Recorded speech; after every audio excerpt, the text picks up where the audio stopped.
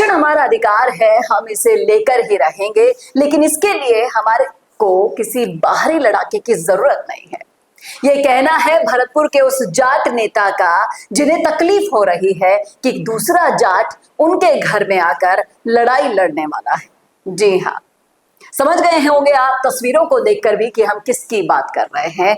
अब जाट से भिड़ेगा जाट और किसकी उखड़ेगी खाट। चलिए करते हैं चर्चा विस्तार से। नमस्कार, संवाद पर आपका स्वागत है। मैं हूं चेतना शर्मा, आपके साथ बातचीत करने के लिए मेरे साथ मौजूद है हमारे editor in chief Varun Bhansali ji. तो वरुण सर, काफी दिनों से भरतपुर रैली के बारे में चर्चाएं चल रही हैं। बेनीवाल भी बार बार कह रहे हैं कि मैं अभी चुप हूं, भरतपुर में जब रैली करूंगा, जब 2-3 बयान ऐसे दूंगा कि पूरा देश उससे हिल जाएगा।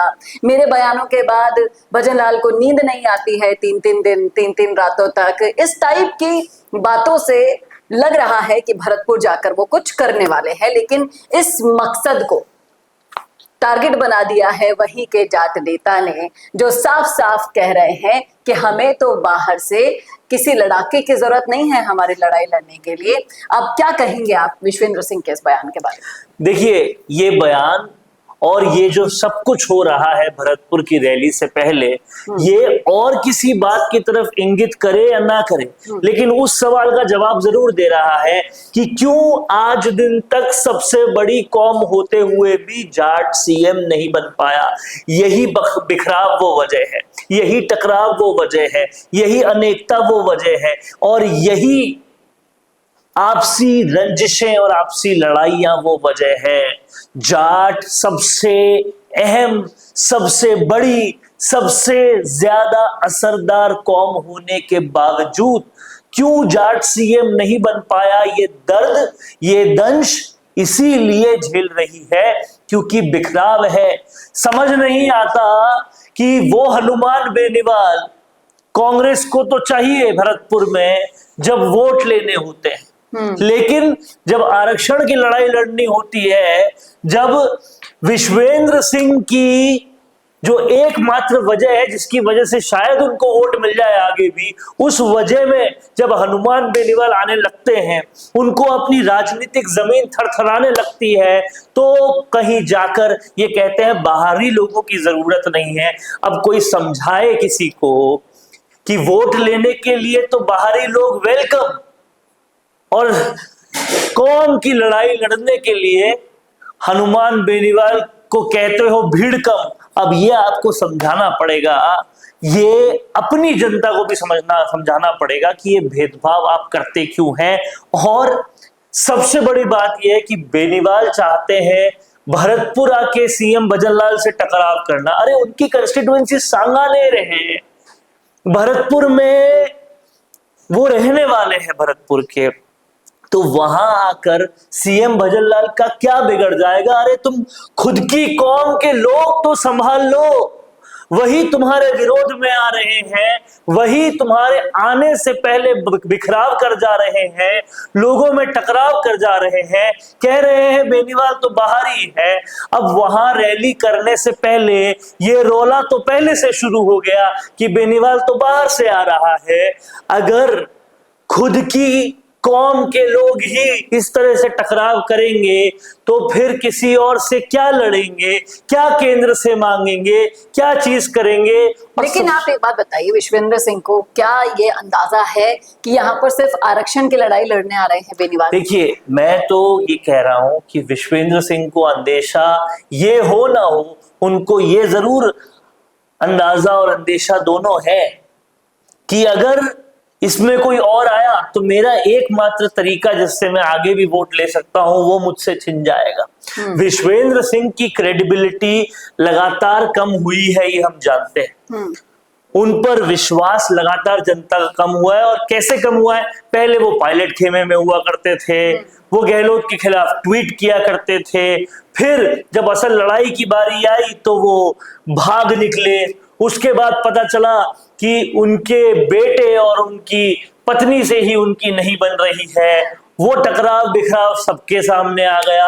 अब जो नहीं बना पा रहा किसी एक खेमे से, नहीं बना पा रहा अपने ही बेटे और पत्नी से, वो जनता से क्या बनाएगा, ये सवाल पहले से उभर गया। उसके ऊपर से अब उनका एकमात्र रीजन कि भाई जाट को जो आरक्षण भरतपुर और लीग में नहीं मिल रहा था उसको दिलवाने में मैं अग्रणी रहूंगा। वो भी आगे यहाँ पे लिखा है इस पत्र में, जिस पत्र को हम देख पा रहे हैं, कि मैंने पूरे सांसदों से बात कर ली है और हमारे आरक्षण के हक को लेकर पुरजोर तरीके से रणनीति बनाकर हम आगे बढ़ेंगे। अरे तो पूरे सांसदों में बेनीवाल भी तो आते हैं, वो भी तो सांसद है, जाट कौम के सांसद है, उनको आप बाहरी क्यों कह रहे हो? लोकसभा के तो अंदर है वो।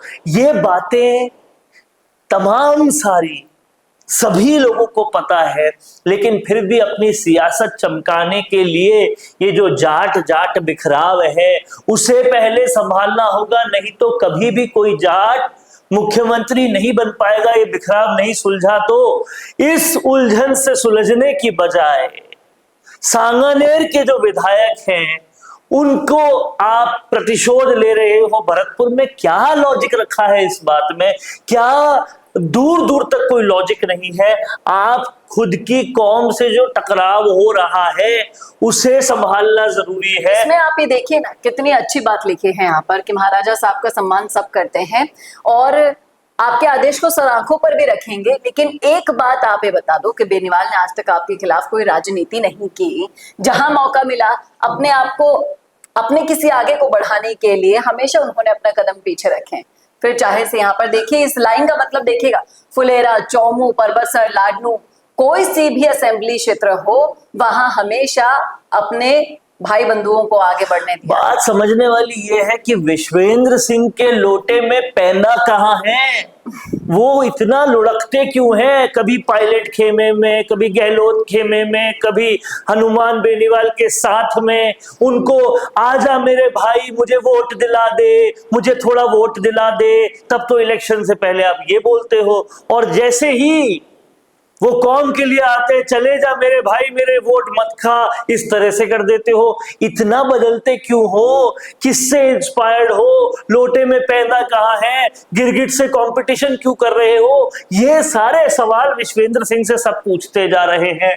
परिवार आपके विरोध में आ चुका है, सब कुछ आपके विरोध में जा रहा है। आप किसी एक के हो नहीं पा रहे, गहलोत के नहीं हो पा रहे, पायलट के नहीं हो पा रहे, आपको पार्टी में कोई पूछ नहीं रहा, और आपकी राजनीति भी आखिरी पड़ाव पर आ गई है। मुझे नहीं लगता कि इस पत्र का असर कोई भी 1% भी पड़ने वाला है आरएलपी पर, बेनीवाल पर और उन तमाम सभी समर्थकों पर जो पलक पावड़े बिछाकर इंतजार कर रहे हैं। देखिए, फर्क पड़ेगा तो उन लोगों पे पड़ेगा जो सालों से भरतपुर में विश्वेंद्र सिंह को फॉलो कर रहे हैं, उनका सम्मान कर रहे हैं। अब वो दो फाड़ हो जाएंगे, उनमें और बिखराव हो जाएगा, क्योंकि पॉलिटिकली वो अगर किसी को लीडर को मानते हैं जो देश लेवल पे कोई काम करवा पा रहा है, बातें मनवा पा रहा है, तो वो बेनीवाल को मानते हैं, लेकिन भरतपुर में वो विश्वेंद्र सिंह को मानते थे। अब दोनों एक दूसरे के खिलाफ हो गए तो वहां पर भी दो फाड़ हो।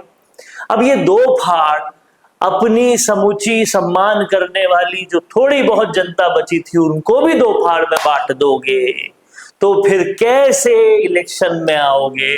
आधे तो दो फाड़ तब हो गए थे कि हम अनिरुद्ध के साथ हैं या विश्वेंद्र सिंह के साथ हैं। अब और दो फाड़ हो गए कि हम हमारे देश के सबसे वोकल नेता बेनीवाल के साथ है या विश्वेंद्र सिंह के साथ है। इतना बांटोगे जनता को तो वोट कैसे पाओगे? और कैसे अपनी बातें मनवा पाओगे? कैसे प्रेशर बना पाओगे? कैसे दबाव बना पाओगे? सारे सवाल यहाँ पर खड़े होते हैं। देखना वाकई में दिलचस्प होगा कि इस पत्र के वायरल होने के बाद कौन महाराजा का कहना मानकर घर बैठता है और कौन अपना हित साधने के लिए बेनीवाल के कदम के साथ कदम मिलाता है। क्या आप भरतपुर के हैं तो जाएंगे साथ बेनीवाल के? बताइएगा जरूर कमेंट करके कमेंट बॉक्स में। कैसा लगा वीडियो बताना ना भूलेगा और ऐसे वीडियोस के लिए देखते रहिए संवाद भारत के लिए। नमस्कार। वीडियो चाहिए बिजनेस प्रमोशन का या फिर पर्सनल ब्रांडिंग के लिए, तो अब आपको एक ही जगह मिलेंगे हाईटेक स्टूडियोज, प्रोफेशनल सेटअप और creative team, green screen and sound proof studio, perfect lighting और pro setup, podcast setup, ultra clear audio और multi camera angles, 75 inch touch panel, teaching और एक्सप्लेनर वीडियोस के लिए परफेक्ट, 10 से 15 साल experienced anchors और journalist जो आपके कंटेंट को देंगे प्रोफेशनल टच। राजस्थान का तीसरा सबसे बड़ा डिजिटल न्यूज़ चैनल आपकी ब्रांड को मिलेगा platform. 50 plus professional video models जो आपके प्रोजेक्ट को बनाएंगे ज़्यादा इंगेजिंग। हमने 5000 प्लस बिजनेस और ब्रांड्स को ग्रो करने में की है मदद। अब आपकी बारी।